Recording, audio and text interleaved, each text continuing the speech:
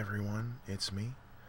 Wow, my glasses have the little thing going on. Alright, let's try it like this. It's me, Careless Whispers ASMR. I'm in my little man cave right now. My roommate and I have this set up underneath his bed, which is lofted up above me. And it's just kind of a nice little quiet space. It's perfect for recording. And I've got my reading light on as I hit the microphone. And today I'm going to be reading to you guys Kamelot, the story of Silverthorn. Kamelot is a power metal band from Florida, and they're known for their concept albums and their creative storytelling in their songs. And on this last album, they actually released a short book of the story that's in the album. Excuse me, I just ate.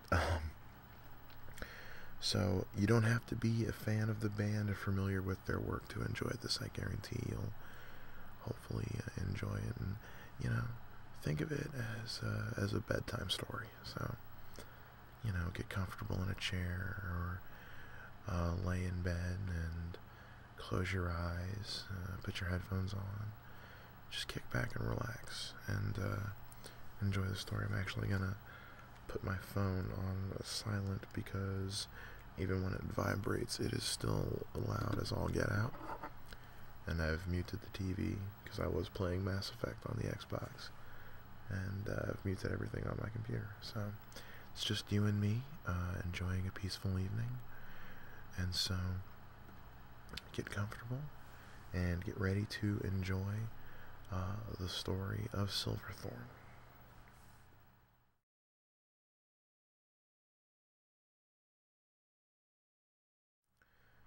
There are stories that no one wants to hear.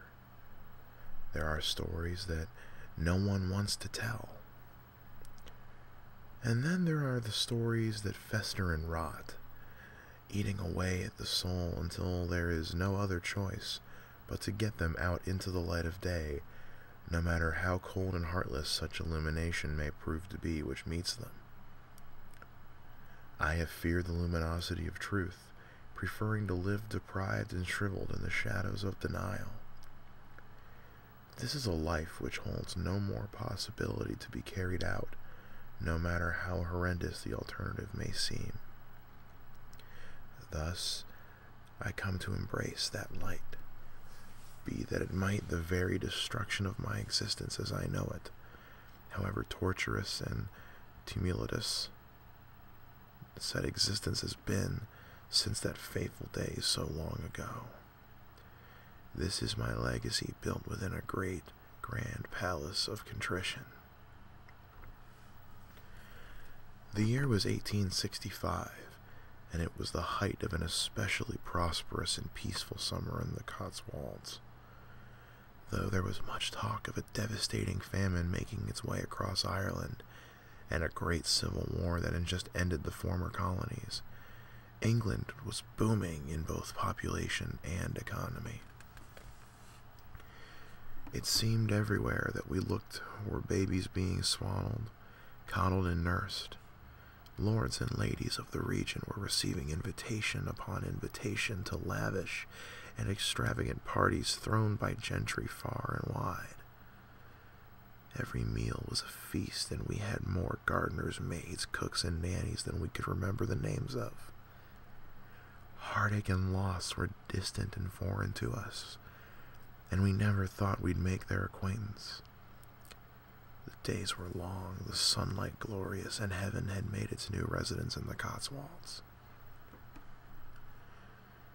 As the children of high-born parents, we had not a care in the world, and spent our days playing about the great green pastures surrounding Wheatley, our summer home near the Summerfield Lakes. Our father, Alistair, was a well-respected bellwether from Cheltenham, and our mother, Vivienne, the most beautiful and beloved daughter of the McKenna family of Gloucestershire, was an accomplished cellist who loved nothing more than to worship her maplewood instrument out in the pavilion facing the gentle hill leading from the Wheatley. Vivian McKenna had been a household name before she became Vivian Bellwater and settled down to establish her own family. She had even performed for Queen Victoria during a political banquet with the Spanish Queen Isabella.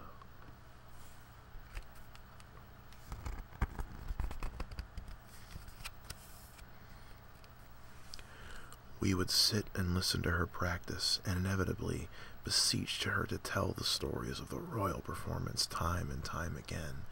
Her descriptions of the Queen's companions and crowns are favorite parts of the table. Sorry, parts of the tale. Why did I say table? Vivian had made such an impression on the Queen that she and Alistair were invited to the wedding of the Prince of Wales and the Princess Alexandra of Denmark at Windsor in 1863. Though she did not perform at the festivities, it was the highest honor ever to have been bestowed upon a musician and to us. Our parents were as noble as those of the House of Saxe-Coburg and Gotha.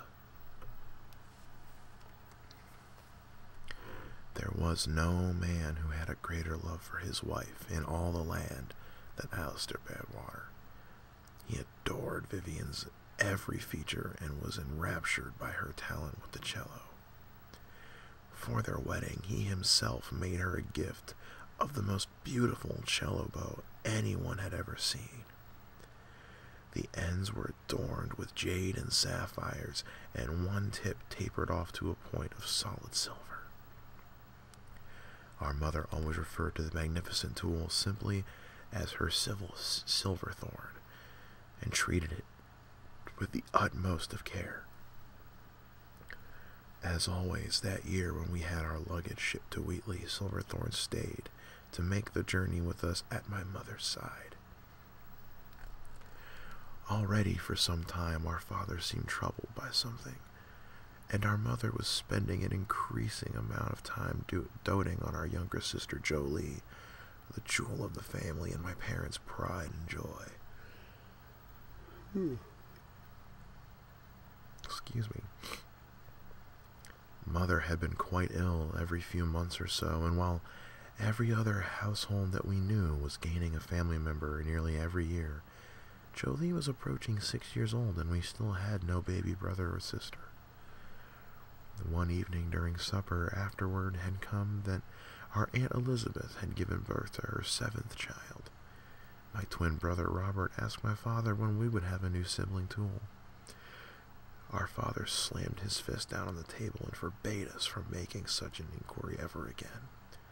Our mother excused herself from our company and ran out of the room in tears. Later that evening, as I was puzzling over our parents' reaction to Robert's question, music wafted up to my window, something I had never heard my mother play before. It was such a devastatingly beautiful medley that it penetrated my skin, winding its way through my blood to the core of my soul, and I was paralyzed. Robert and I looked at each other in absolute silence as the realization of our family situation hit us like 1,000 war galleys. From that moment on, Jolie became even our most precious jewel, for never would we be more than 3 siblings. Though there was a light breeze, the day was hot some weeks later, and we had decided on the banks of the Bittenham River as our playing ground for the sunny hours. Robert and I were flying a colorful silk kite made of China silk, carefully cut and dyed an intricate pattern to form a dragon with a long crimson tail, and our most prized possession at that time. Jolie was busy writing our names in the patchy dirt along the river's edge, content to look up and smile at us every so often. She soon grew restless with her efforts and begged to have a turn with our kite. This sat well with neither myself nor my brother, and we continued to dance around, ignoring Jolie's pleas to fly the dragon.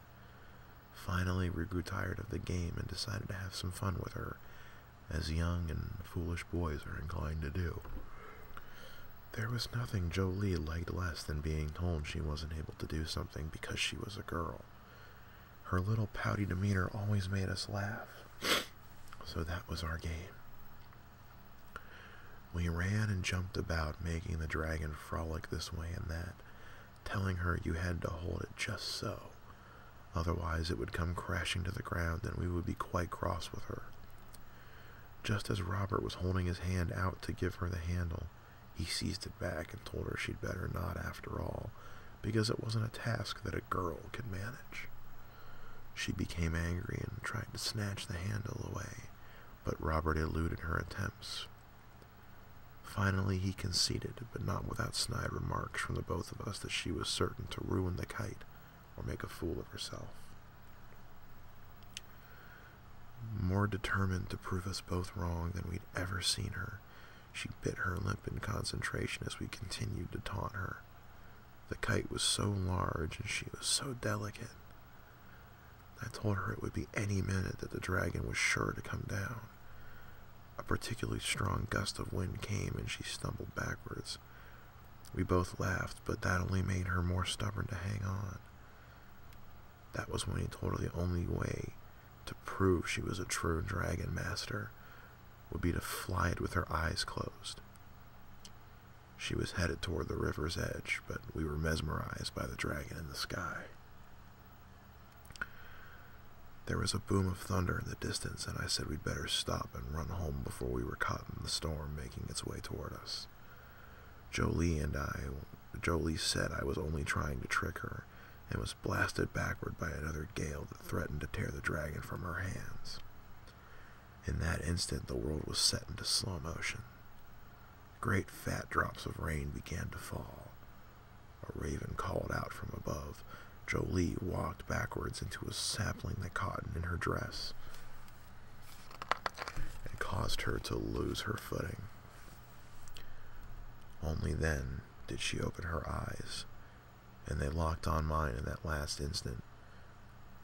She was connected with the earth. Her momentum carried her over the ledge, carved out by the river, and into the rushing water below.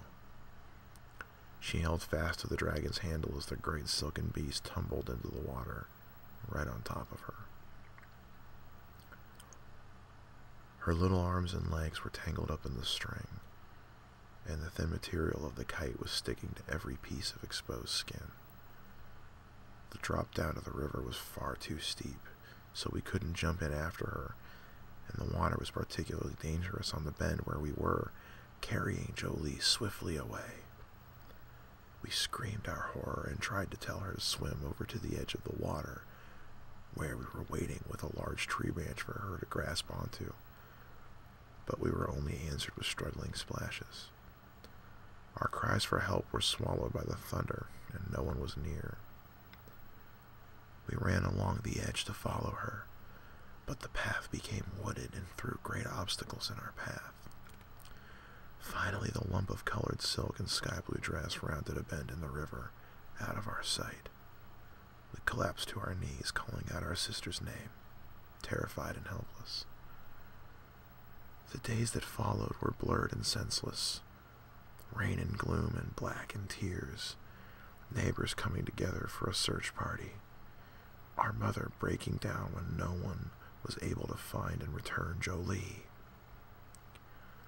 Mourners coming and going from our house. The vacant look in our father's eyes, but worst of all was the silence. Mother didn't play the cello, and Jolie's sweet voice was not singing some happy tune. It seemed scores of people asked us questions about what had happened. Robert and I simply stared at each other and said we didn't know. Neither of us dared speak of what had truly transpired. We would surely be punished beyond our limits, we feared. We couldn't bear the thought of being hated and blamed by our parents on top of the loss and grief we were all sharing together. That would be unbearable.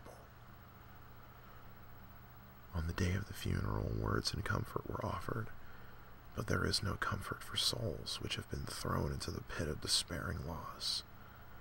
It didn't seem right either, for there was no physical body there, so it was all so surreal. Death is a concept which is difficult to grasp anyway, but it seems so much more cruelly abstract if no closure is offered through actually seeing your loved one in that inanimate state. We felt cursed. The final prayer was being spoken, and things were drawing to a close. That's when we heard it. The sweetest, most forlorn melody crying out from our mother's cello. We'd heard it once before, however, it was even more sorrowful and passionate this time. The minister paused in surprise and awe, however continued the prayer with more sincerity and emotion. Then suddenly there was a silence once again, and everything was over. That was the end. And then it was the beginning. My life is comprised of various holes, voids, depths, spaces, hollows. There is that which was left when Jolie rounded that riverbend. A certain space has been created by the guilt from the secret Robert and I have kept about what happened that day. There are black gaping holes in time that I've simply lost when I can't recall where I've been or what I've done. And there is a hole which grows bigger every time I hear my mother play that haunting melody of hers. The melody that has become our family's theme song for tragedy. In the months following Jolie's passing, our mother became increasingly withdrawn, and our father sought solace in his cups. I began losing myself in books, and Robert wanted to spend time outside of our home with new friends he was making. Both of us, however, were drawn to the cello. Jolie had shared our mother's affinity for the cello and showed promise of being a prodigy, so we felt almost an obligation to play to make up for her absence. Whenever our mother wasn't practicing in the pavilion, one of us was getting more familiar with the instrument. Robert seemed especially talented, and the first time I saw Mother smile since the tragedy was when we all heard him finish a particularly difficult piece that was an old favorite of Jolie's. Years passed and we fell into our habits, though we all walked the same path of foggy meaninglessness. Since our jewel had departed us, in every other way we were growing apart from one another. I was never more studious whilst Robert rebelled against all conventionalities. Our mother was quiet, sad, and sweet, whilst our father became increasingly loud, disagreeable, and violent. Father also took to letting out his aggression on Robert, who made an easy target of himself by coming home late, being ill-tempered at school, and fraternizing with the wrong company. It seemed Father's anger was a fire held in his fists, and Robert's skin and bones held the water to extinguish it. Each time Father needed to smother the blaze, Mother would take up her Silverthorn and play her tragic theme song out in the pavilion to help drown out Robert's cries. It happened so many times that I became numb, drawing myself into one of my holes to take comfort in the black nothingness that was offered there. Then, as though someone had snapped their fingers for the tide to come in, the deaths began.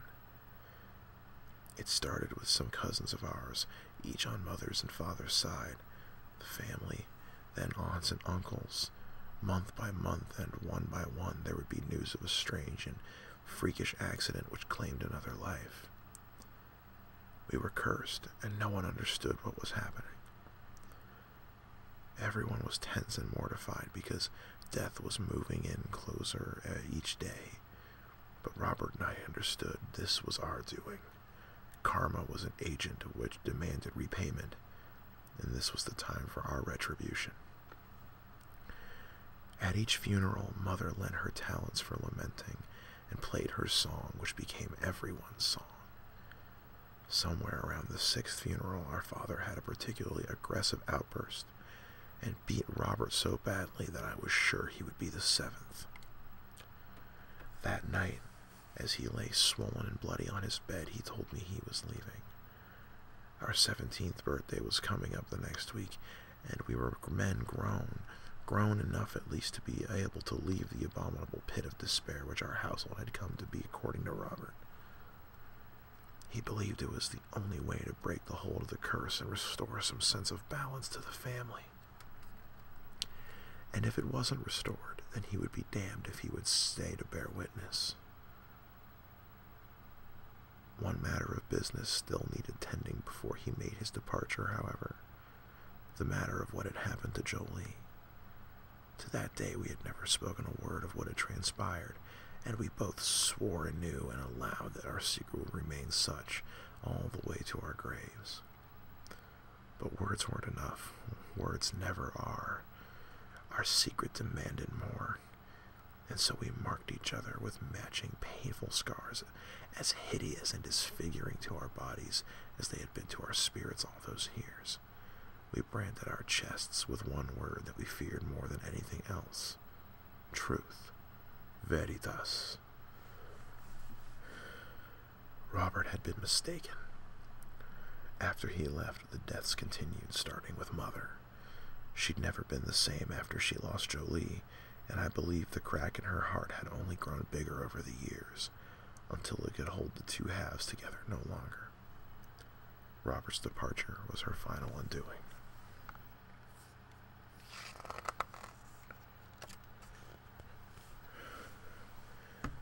I was certain he would return for her funeral, but as I looked around at the faces filling the pews for the ceremony to begin, none of them was Robert's. Father was lost, but I couldn't bring myself to comfort him after all he'd done. A eulogy began, grand words about my mother from her days of glory and happiness, days we'd all nearly forgotten. It was then that the song began, once played at every tragic event by my mother and only by her. The notes sang out as sad and sweet as my mother had been, and heads were turning around to see from whence they came. I jumped up as the eulogy and the melody both continued, looking for the source of the music. The church was large, and there were many twists, turns, corners, and balconies. My searching became more frantic until the eulogy suddenly came to an end, as likewise did the music. I rounded a corner on the second choir balcony to find a lone chair, still warm. There were some horsehairs and a white rose, where whoever had been playing had sat just seconds before, and I saw no one. More deaths followed. A cousin who was thrown from her horse, an uncle who curiously choked whilst reading in the garden. At every funeral, the same thing happened as at Mother's. Our family's forlorn song of tragedy was played, and I would search for the instrumentalist, only to find an empty chair with some horsehair and a white rose. Then one night I returned from a ball at my college and found my father on the sofa in the parlor. I believed he was asleep at first, but upon a second glance, I saw that his eyes were open, staring into the distant unknown. Since Robert had disappeared without a trace and no one else was left, I was the sole recipient of my family's inheritance. The lands, estate, Wheatley, and everything else came into my possession. I was fully occupied with being a gentleman, though I was determined to finish my studies. I threw myself headlong into my books and research, toiling along each day, hoping that my efforts would tire out my sorrow. It was late that summer of 1876 that I found the chapel and met Aurora. There is something cleansing and forgiving about the forest. Its lush green foliage is the very essence of life. The sounds of birds and insects chirping is invigorating. The wind rustling in the leaves is soothing. You seem insignificant, for you know that if you were to exist, the forest and all of its creatures would continue along exactly as they are now. I love to wander through the forest to clear my head after a long day. The leaves were turning golden as summer was winding down. I decided to take a new path that I hadn't explored before and came upon a clearing. At the far end of the clearing stood a small stone structure which looked to be a chapel. The roof peaked high and the diamond-paned windows were patterned with intricate colors.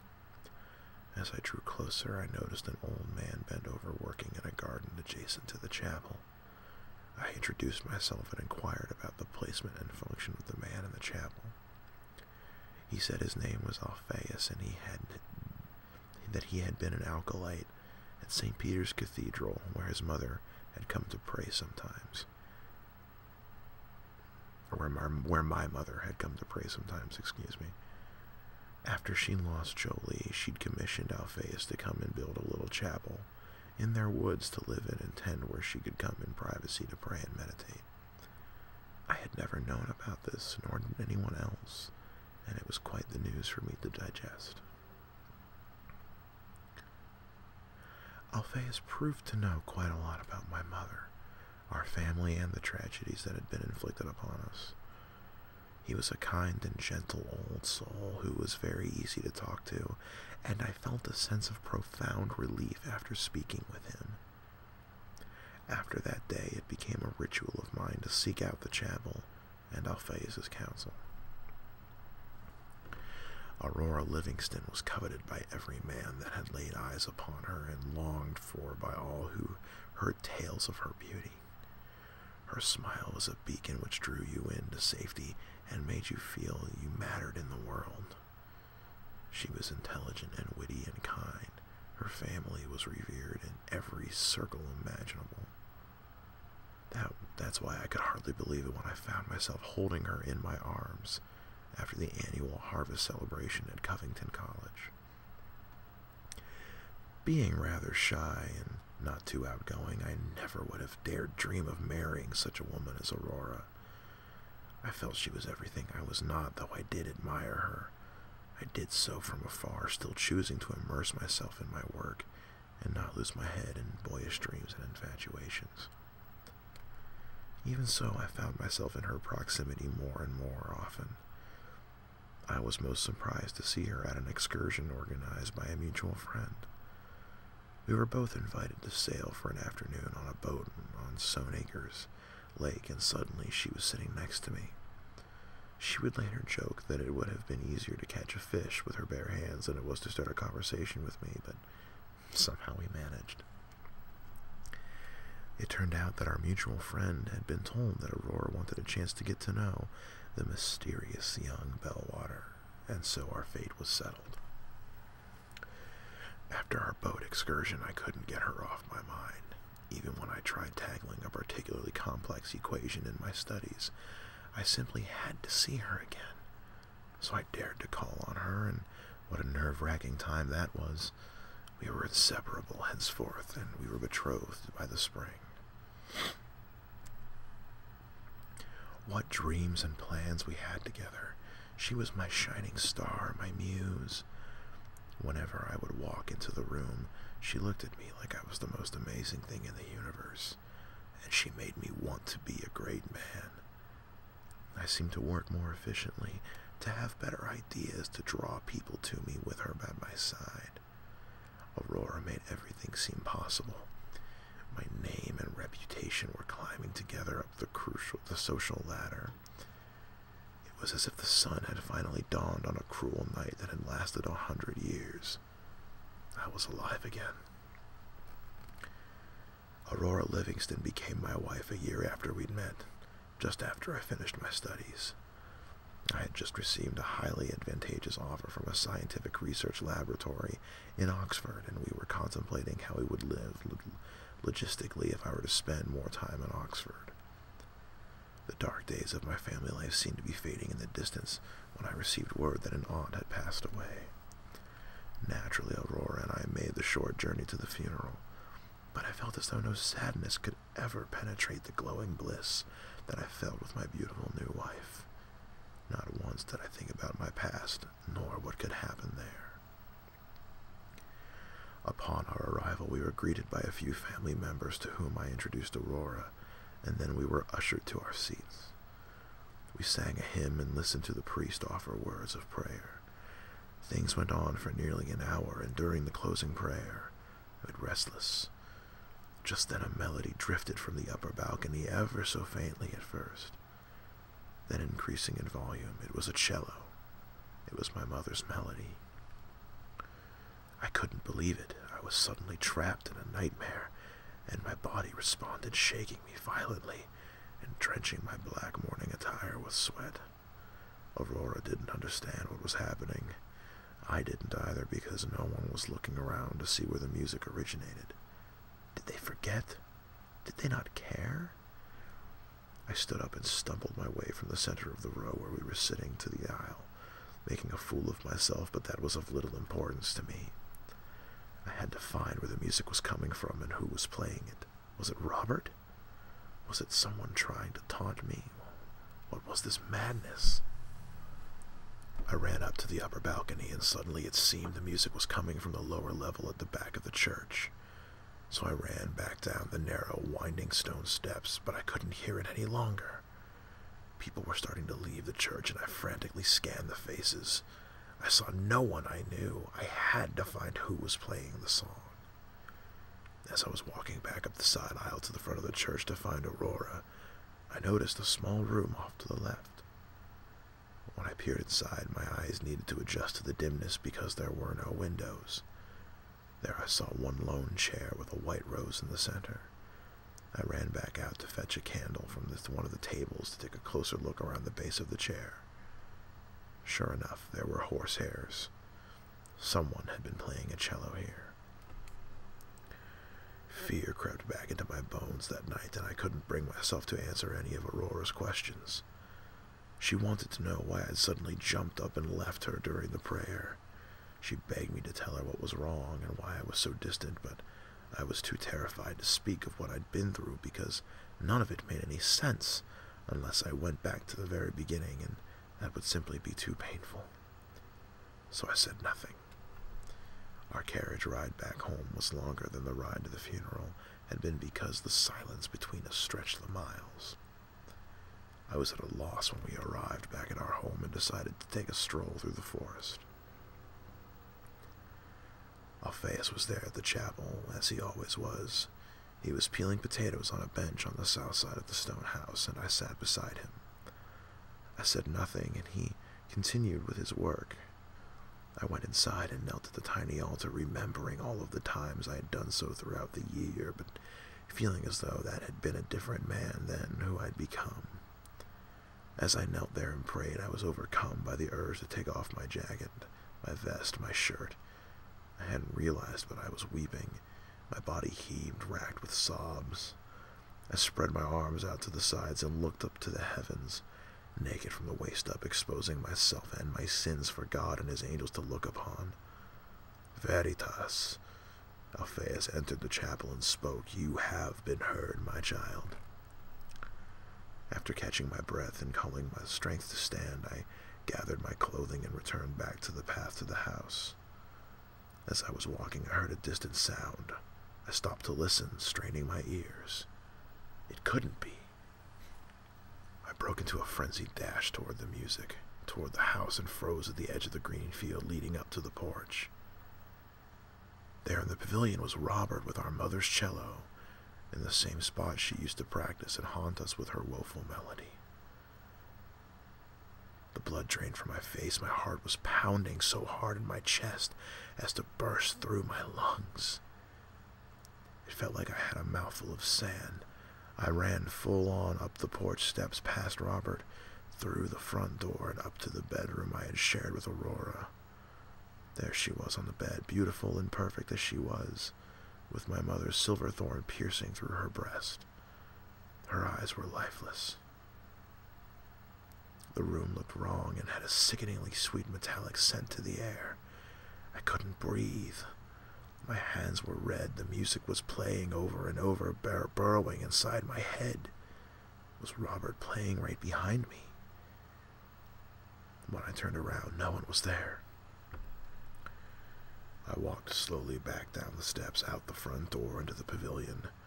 There sat Robert, weeping into his hands, a white rose at his feet. I sat down on the steps and stared out at the hill, watching as lanterns approached toward the house. Soon a group of men arrived, pulling me up to my feet and demanding to know why I was covered in blood. More of them went into the house and came back out the front door with Aurora's body. Robert stood up and, still weeping, and pointed at me. He's been gone all these years, but he returned tonight to murder my light, my love. 3 of the men grabbed me roughly and shoved me to my knees, tying my hands together behind my back with rope. They put me into a carriage and drove me to the local authority office. I was questioned and prodded, doused with water, and struck in the face. Still I would not speak. I knew that my time of atonement had arrived. I had never been made to pay for what happened to Jolie. And so this was fate's way of coming back around to collect past dues. I was bound and determined to serve my penance, even if it was slightly displaced. 10 years of silence, countless hours of prayer, months of self-flagellation. I scrub my skin raw with pieces of the stones that have crumbled from the walls in an attempt to cleanse myself. But nothing has worked. Not until now. Carving these words into the soft limestone day after day, only now that I find the strength to tell my story, give my innermost secrets the chance to breathe the air of freedom. Freedom in a prison cell? Yes, for a prison of flesh and blood is much worse than one of stone and mortar. It has eaten away at me from the inside like a noxious poison for as long as I have kept it hidden away. With each word I carve, I'm purging myself of another bit of the poison. Not all of my time spent here has been cruel. I've had regular visits from an angel who sings me songs and soothes me to sleep.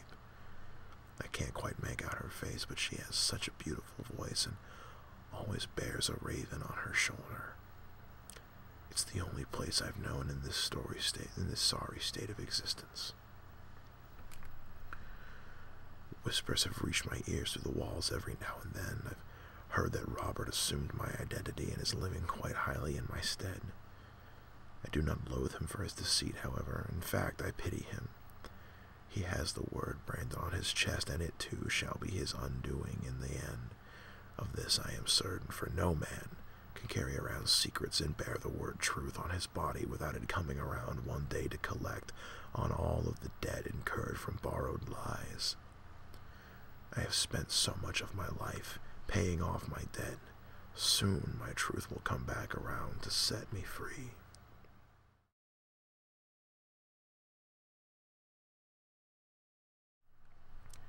Life is precious. It's such a cliche, and perhaps you deserve a better ending to my story, but I'm afraid it's all I have to give you.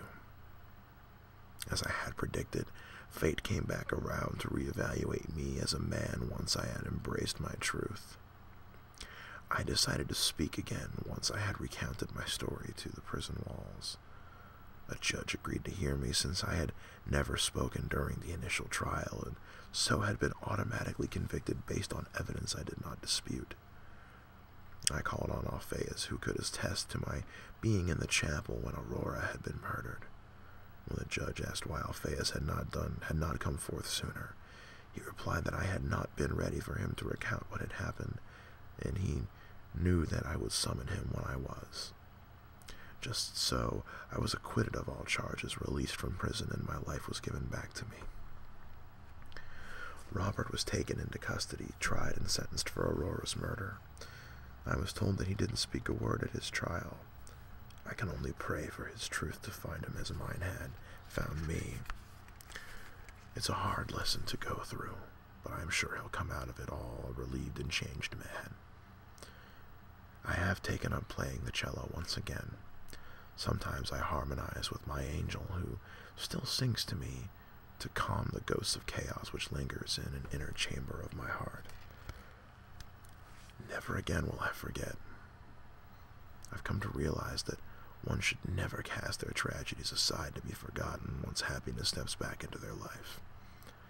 If you make peace with devastation and embrace it as part of your character, it will remain a strength. Otherwise, it could rear its ugly head later in jealous competition against contentment. Here I sit on a park bench in London, once again recounting anecdotes of my life to you. I am an accomplished and distinguished man. I have much to look forward to in the rest of my time to come. What was that? The sound is so familiar somehow, but I can't quite make it out. Is someone there? It was such a faint yet recognizable melody I could almost recall. There it is again. Ah, someone was whistling a tune. Never been fond of whistling. I'm more of an instrumentalist myself. Actually, that's funny. My mother used to play a very similar melody. Wait a moment.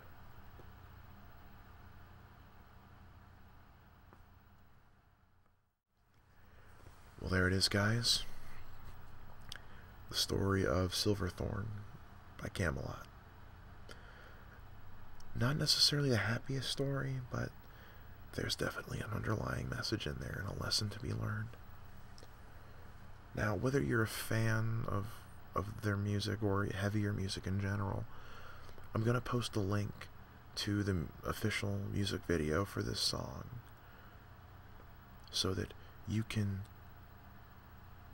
get a more visual idea of what the story's about. I hope you guys have enjoyed this in the sense that it helped calm you down and relax you. And I hope you have a wonderful rest of your day or your evening or whatever part of the day you're in now. And I want to thank everyone for always tuning in and enjoying the videos. I love getting all your feedback. And